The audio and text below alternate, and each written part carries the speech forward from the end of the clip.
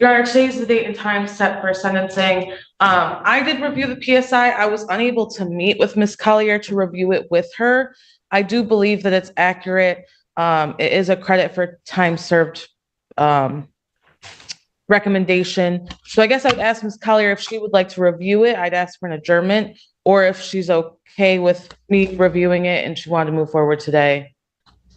I'm okay with you reviewing it. I want to move. I'm okay with your decision. I'm ready to move forward with it today.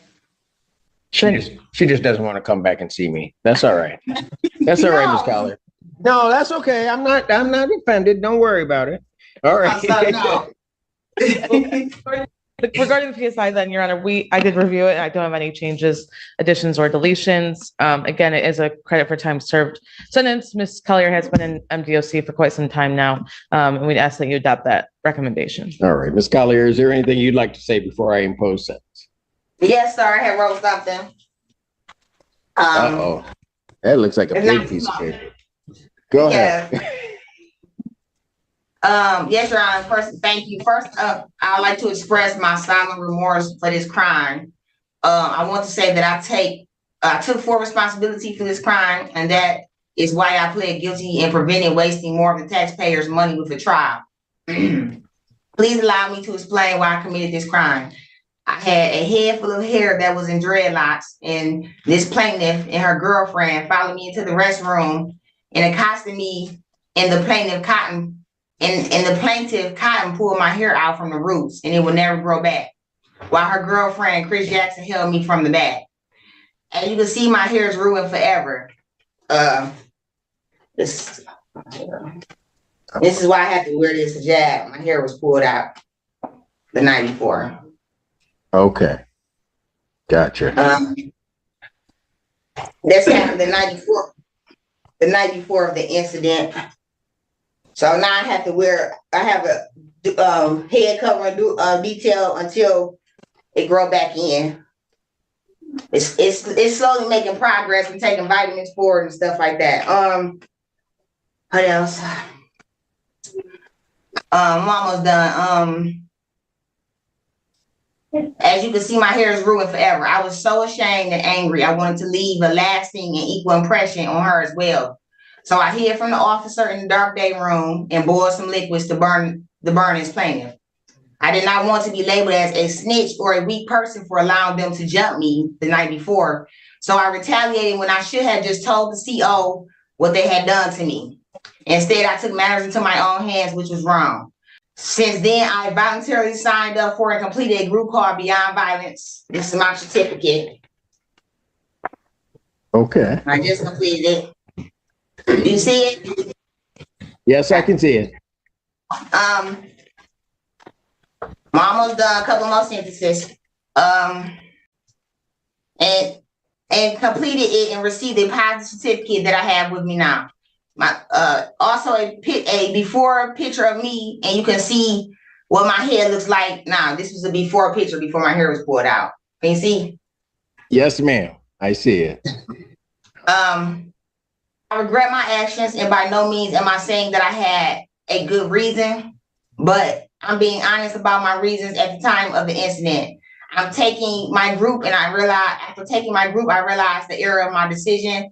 And I'm asking this court for leniency today with my word that I will never do anything like this again. Thank you for your valuable time and consideration, Your Honor. Thank you. Thank you. It is, and I will not impose a consecutive sentence. It's not recommended, and I'm not going to do that.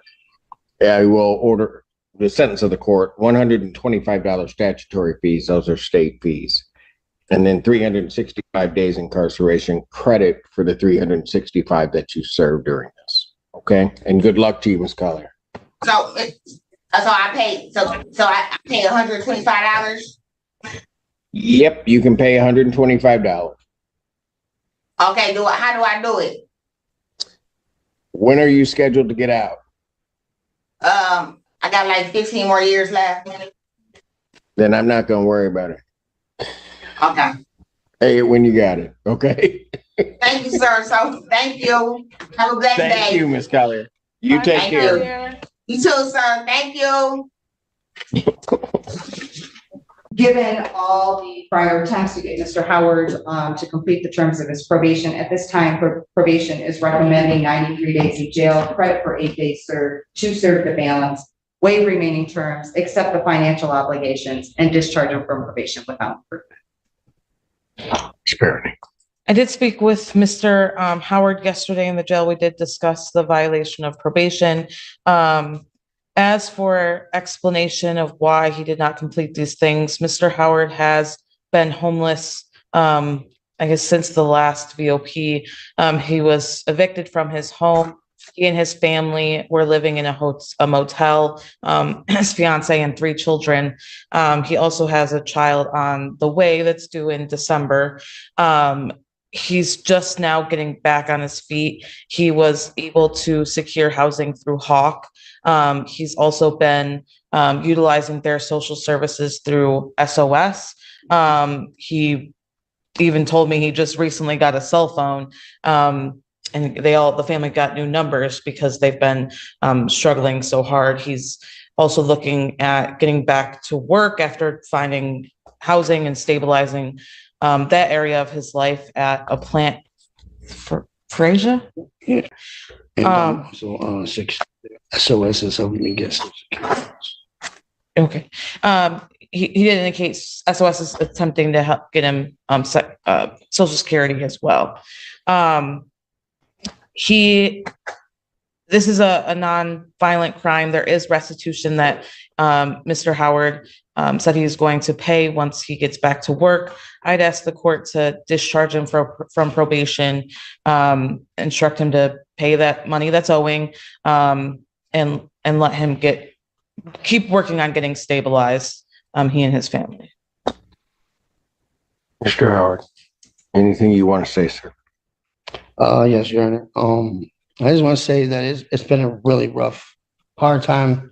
Me and my family has been homeless. We've been in and out of motels. Even myself, I've had to sleep in the woods myself to make sure my family was good. We're SOS, they were in an Alpha house, and there wasn't enough room for me. So I had to do what I had to do, was sleep out there where they were, safe to where they were. But it's been a long, rough journey. We finally are getting back on track. We finally got housed. Everything is starting to go up and move forward. I'm trying to get my license back. Everything is just starting to go on now. And I'm just asking for a little bit of lenience so this can keep going forward and I can do the right thing. And I will pay everything that I owe. Okay, and I appreciate everything that's been said, but throughout this thing since 2020, I kept giving you a chance to just get things right. I get people running into difficulties. If at any point you had let probation know the difficulties, then we would have probably done something else or tried to work with you on this. But now we come down to here. How'd you end up in custody? I was with a friend that got pulled over. He had that's what I'm saying. You've got time to do that, but you don't have time to just come down. It was actually work. I was actually working. So that's okay. That's fine. I'm just saying you had time to do that, and all it was going to take was for you just to stop into probation at any given point in time. I was trying everything I could. We didn't have phones. We lost our phones. I tried everything I could to do. I have babies. I got a Mr. Howard, if you took the same time or even a lot less time that it took for you to contact Hawk and SOS to just let probation know what was going on with you, this goes differently. I understand that, yeah. Is there any way that I could be placed on maybe a tether till I can get everything paid off or something other route? I'm out of time. So I could be with my kids, my family? I'm out of time. I tried to work. I tried, Mr. Howard. I tried one to. More chance. Mr. Howard, I've given you 2. I tried it, and then you disappear. If at any point you had stepped in here, and anybody knows how I work, if at any point you had stepped in here and said, "Here's where I am, Judge," even if you don't go to probation, and just say, "Here's where I am. Can I get another shot to do this?" I probably don't have a problem with that. But you did none of that. And quite frankly, had you not been stopped and picked up, you wouldn't be here now. Even. I know that. Yeah. Sentence of the court, 93 days in jail. I'll give him credit for 8 to serve. Defendant is to serve the balance. I'll waive all other remaining terms except his financial obligations, discharge him from probation without it. Thank you. Teresa Claire on behalf of probation. Your Honor, Mr. Olson is before the court for a violation of probation hearing. Mr. Olson was sentenced in this case December 13, 2023. Mr. Olson has done nothing with his probation. He failed to report after sentencing. He owes a balance of $1,525. He's made no payments. He failed to sign and return his probation order, failed to complete substance abuse treatment, the assessment and or treatment, including a mental health assessment and or treatment. He failed to report to community corrections for his random weekly drug testing. And he has also failed to report to this court on prior violation of probation hearings in April, May, and in June. He would then submit a bench warrant recall request that again he would not appear. Given all of that, probation is asking that the court sentence him to 93 days in jail, credit for 25 days served, to serve the balance, complete the in-jail Dawn Farm program, waive remaining terms, accept his financial obligations, and discharge him from probation without improvement. I did speak with Mr. Olson regarding the VOP. I think Mr. Olson's issue has been that he has tried to complete some of the terms, but has not fully been able to get there. For example, when I was reading through what he hasn't done, he said, "Well, I did call probation, but he didn't show up in person." When I read that he didn't do his treatment, he said, "Well, I did call Bear River, but I wasn't able to get up there." Bear River comes and gets you, but go ahead. Or hasn't been able to complete the intake or whatever happened. Yeah. I think his limitations come from he told me he's not working. He doesn't have any transportation. He doesn't have a car. He doesn't have a license. He's been living with his mother and taking care of his pregnant fiance. He's been trying to keep his head above water. I will tell the court How did he get picked up? His mother. My mother was going out of country to deliver a package. She's a package carrier. I had to wake her up to find out when she'll be there because I was planning on going to work, and the police department, the state police, picked me up. I think he's been trying to keep his head above water, trying to care for his pregnant partner, trying to get work, trying to help support his mother. I do know he has the support of her. As the court may know, she's called probation, she's called the prosecutor's office, she's called my office, she's called the court, trying to get someone to help Mr. Olson. I do think if you were in touch with Ms. Pilara, he would be successful in probation, but that connection hasn't been made, obviously. I think Mr. Olson is someone who needs a little bit more support to complete the terms. I mean, he expressed a lot of confusion to me about what he needed to do and what was going on. I think he's been struggling with,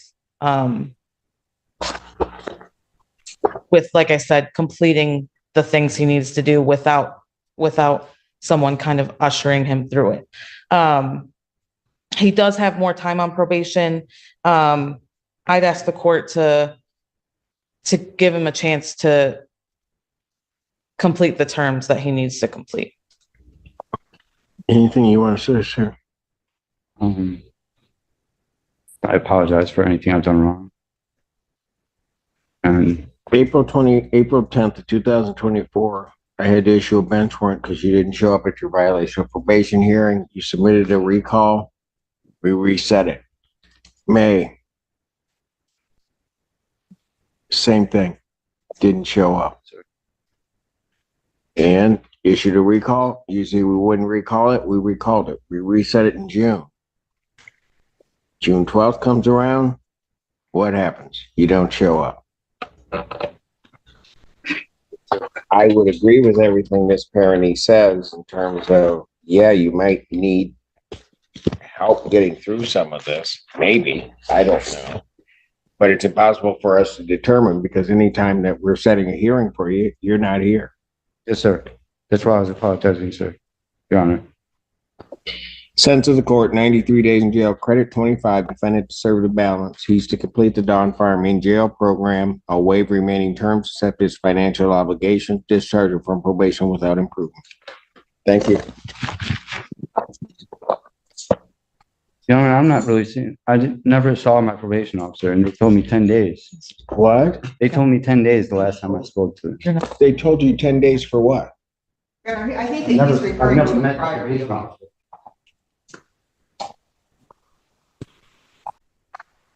Chris Square on behalf of probation. Your Honor, Mr. Hunter is scheduled before the court for a review hearing on a prosecutor deferred sentence. Mr. Hunter has all terms completed accepting the monies. Mr. Hunter, you know, as the court remembers, was not in good standing initially. And the court has worked with him. Mr. Hunter has reported to me and has stayed in communication with the probation department. He actually came in and made another payment to this court on Monday of $60. His owing balance currently is $458. I know that Mr. Hunter was working not only with this court, but with 14B as well. So he was trying to stay, or he's trying to stay compliant with both courts.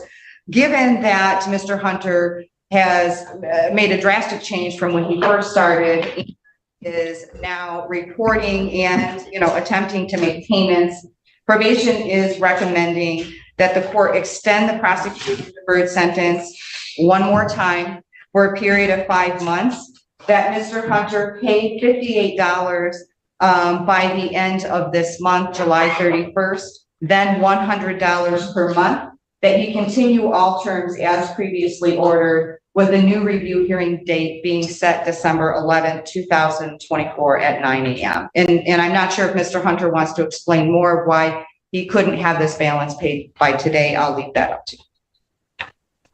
No objection from us. Mr. Hunter, would you like to say something to the court? Yes, the reason I have not been paying is because I'm going through a lot with, I'm getting custody of my daughter now.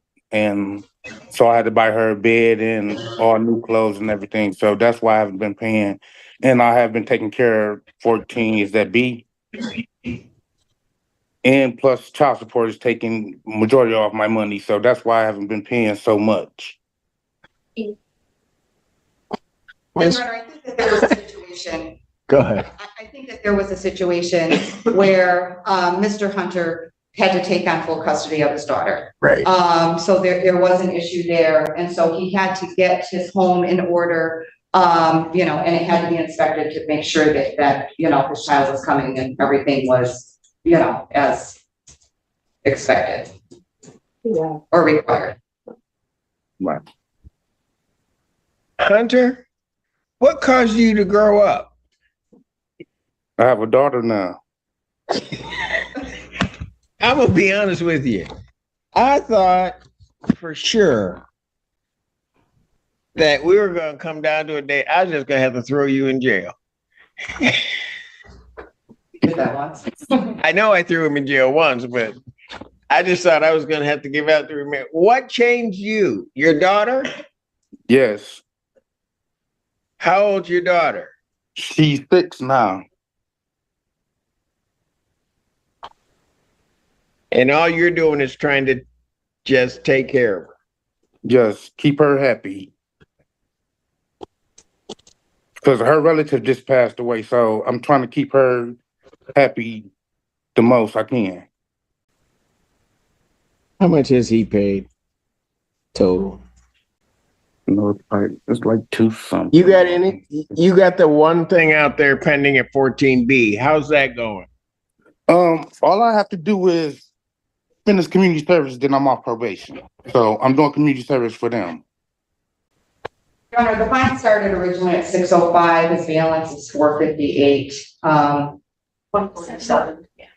Okay, got it. But he just came in and made a voluntary payment, right? I mean, He has been. He made a payment in May, although it was small. And then, again, there was the issues with the death of the sibling, and now he has his daughter. And so he wasn't able to pay because he had to get his home, things in his home, and it had to be, signed off by CPS. And so he was in communication with me about what was going on. And obviously, I wanted his money to go to get his home in order. And then he came up and brought a $60 payment because he wanted to show the court that he is trying. Hunter, what have you learned from this case? To stop doing dumb things and to stop using drugs and alcohol and to better my behavior. And you're going to pass that along to your daughter? Yes, I am. And I don't know that there's any more that I can ask from you. So here's what I'm going to do. But if you show back, I got a long memory. You know that, right? Yes, sir. You show back up in my court, we're going to have a problem. But now you're being a father, you're trying to do the right thing. So what I'm going to do is I'm going to waive the entirety of the balance in this case. I'm going to dismiss this case under the prosecutor's deferred sentence, discharge you from probation, and close this case out. You go take care of that 6-year-old girl. Thank you. You're welcome. Good luck to you, Mr. Hunter. Thank you, Teresa. Take care, man. You too. In this emotionally powerful courtroom session, Judge Simpson handles 4 very different probation and sentencing cases back to back, each one revealing a completely different side of the justice system, ranging from heartbreaking hardship to genuine redemption. The first case involves Miss Keir, who receives a credit for time, served sentence after explaining in a remarkably candid statement that she retaliated against another inmate who had pulled her hair out by the roots the night before, hiding in a dark room and using boiled liquid as a weapon. Not because she felt justified, but because she was ashamed and did not want to be seen as weak. Despite the seriousness of the act, she arrives in court with a completed Beyond Violence certificate and photos showing the damage to her hair, asking only for leniency and promising it will never happen again. Judge Simpson accepts her explanation, imposes the credit for time served sentence with a $125 fee she can pay whenever she's eventually released in 15 years, and wishes her well in a surprisingly warm exchange. The second case is heartbreaking. Mr. Howard spent months homeless while on probation, sleeping in the woods himself so his family could have a spot in a shelter, losing his phone and struggling to make any contact with probation while desperately trying to get housing through Hawk and support services through SOS.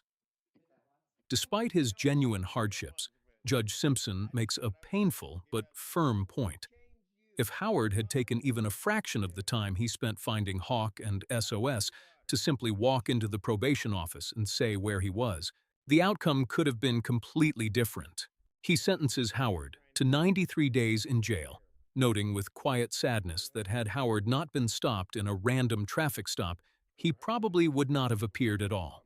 The third case involves Mr. Olson, who missed not 1 but 3 separate violation of probation hearings in April, May, and June, each time resulting in a bench warrant, and each time being given yet another chance to appear.